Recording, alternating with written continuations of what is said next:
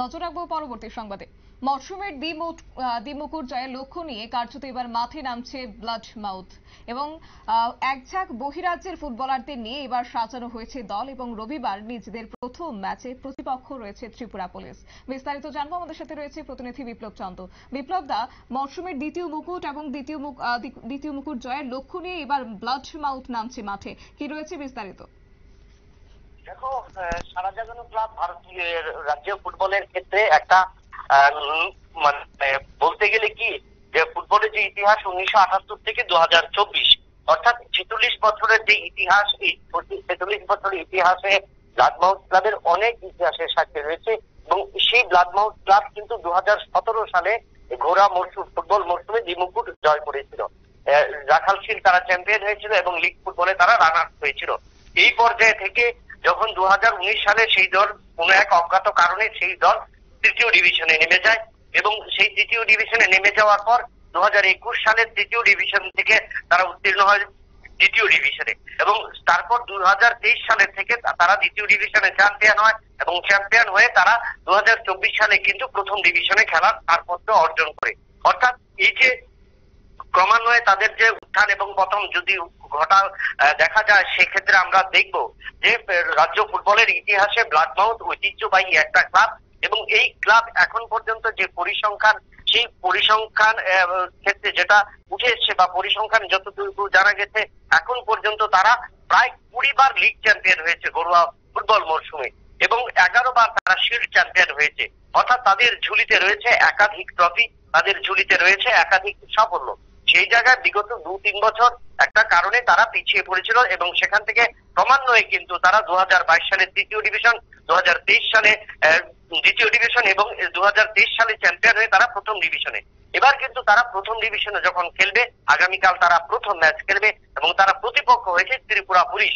তবে সেই ক্ষেত্রে এবার এই দল গঠনের ক্ষেত্রে অনেকটাই নিয়ম কানুন রয়েছে, কারণ ভারতীয় ফুটবলের ক্ষেত্রে বা ভারতীয় ফুটবলের ডেভেলপমেন্টের ক্ষেত্রে যেটা দেখা গিয়েছে যে সেখানে কিন্তু আইএএফএ অর্থাৎ সর্বভারতীয় ফুটবল ফেডারেশন থেকে জানানো হয়েছে যে লাইসেন্স প্রাপ্ত কোচদের নিয়েই কিন্তু এই বছর থেকে প্রথম ডিভিশনে যে সমস্ত দলগুলো খেলবে, ক্লাবগুলো অংশ নেবে, তাদেরকে কিন্তু অনুশীলন করাতে হবে এবং সেই মোতাবেক কিন্তু তারা এবার আই লিগের কোচ হিসেবে কিন্তু তারা নতুন একজন কোচকে নিয়েছে, স্বপন বিশ্বাস, যিনি সিকিমের দায়িত্ব ছিলেন। সিকিম ফুটবল অ্যাসোসিয়েশনে বেশ কয়েক বছর তিনি দল করেছেন, এছাড়া আই লিগও তিনি কোচিং করিয়েছেন এবং তিনি কিন্তু এবার এই ব্লাড মাউথ ক্লাবের প্রথম কোচ এবং সহকারী কোচ হিসেবে রয়েছেন আবু তাহের।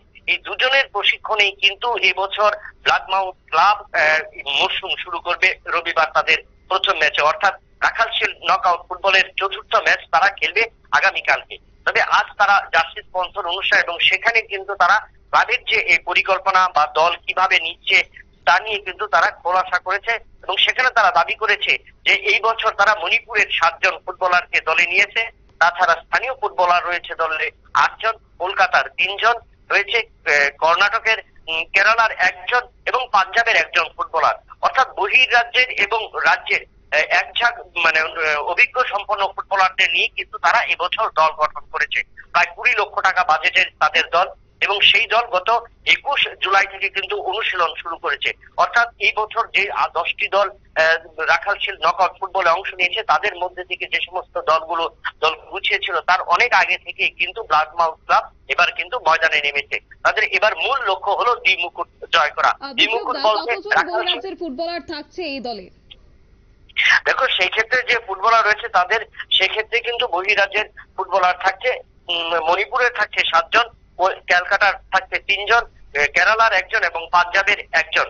অর্থাৎ প্রায় 12 জন ফুটবলার বহিরাজ্যের এবং স্থানীয় ফুটবলার রয়েছে 8 জন। তাছাড়া লিএনএ ফুটবলার থাকবে এবং ইন্টার স্টেটের যে সমস্ত ফুটবলার এবং আন্ডার-19 ফুটবলার এবার দলে কিন্তু থাকতে হবে। তো সেই ক্ষেত্রে দলীয় কোচ 2 জন রয়েছেন এবং সহকারী কোচ হিসেবে যিনি রয়েছেন স্বপন বিশ্বাস প্রধান কোচ এবং আবু তাহের, তারা প্রত্যেকে আশাবাদী এবছর রাখাল শিল্ড এবং চন্দ্রবেল মুজিয়া লিগ ফুটবল ঘরোয়া ফুটবল মরশুমের যে বড় দুটো আসর, সেই দুটো আসরে তারা আবারও চ্যাম্পিয়ন হবে। অর্থাৎ সেই দ্বিমুকুট জয়, অর্থাৎ 2017 সালে তারা যেভাবে চ্যাম্পিয়ন হয়েছিলেন রাখাল শিল্ড এবং যেভাবে তারা চন্দ্র মেমোরিয়াল লিগ ফুটবলে তারা খেতাব দখল করেছিলেন, সেই জায়গায় অর্থাৎ পুনরায় কিন্তু তারা সেই জায়গায় ফিরে যেতে চাইছেন। অর্থাৎ তাদের একটাই ভালো ফুটবল প্রদর্শন প্রদর্শন করা, তার পাশাপাশি যে বহিরাজ্যের ফুটবলারদের এখানে এনে রাজ্যের যে স্থানীয় ফুটবলাররা রয়েছে তাদেরকে আরো কিভাবে অনুপ্রেরণা যোগানো যায় এবং রাজ্যের ফুটবলাররা যেন বহিরাজ্যের সাথে খেলোয়াড়দের সাথে তাদের তাল মিলিয়ে খেলতে পারে এবং সেই অভিজ্ঞতা অর্জনের পাশাপাশি ভালো ফুটবল প্রদর্শনের জন্য কিন্তু এবার তারা এই বড় বাজেটের দল গড়েছে এবং তারা আশাবাদী দুটো আসরে তারা খেতাব জয় করবে, অর্থাৎ দীর্ঘ প্রায় 7 বছর পর তারা কিন্তু দ্বিমুকুট জয়ের লক্ষ্য নিয়ে কিন্তু এবার মৌসুম শুরু করবে। একেবারে বিপ্লব দা, অসংখ্য ধন্যবাদ তোমাকে। বিস্তারিত বিষয় তুলে ধরলো আমাদের প্রতিনিধি বিপ্লব চন্দ্র এবং বলা ভালো যে দীর্ঘ 7 বছর পর আবারও দ্বিমুকুট জয়ের লক্ষ্য নিয়ে মাঠে নামছে ব্লাড মাউথ এবং সেখানে যে খবর রয়েছে যে একঝাঁক বহিরাজ্যের যুবক বা বহিরাজ্যের ফুটবলাররা রয়েছেন এবার দলে এবং একই সঙ্গে স্থানীয় 8 জন ফুটবলার থাকছে বলে খবর। নিয়ে নিচ্ছে ছোট্ট একটি বিজ্ঞাপন বিরতির সঙ্গে থাকুন।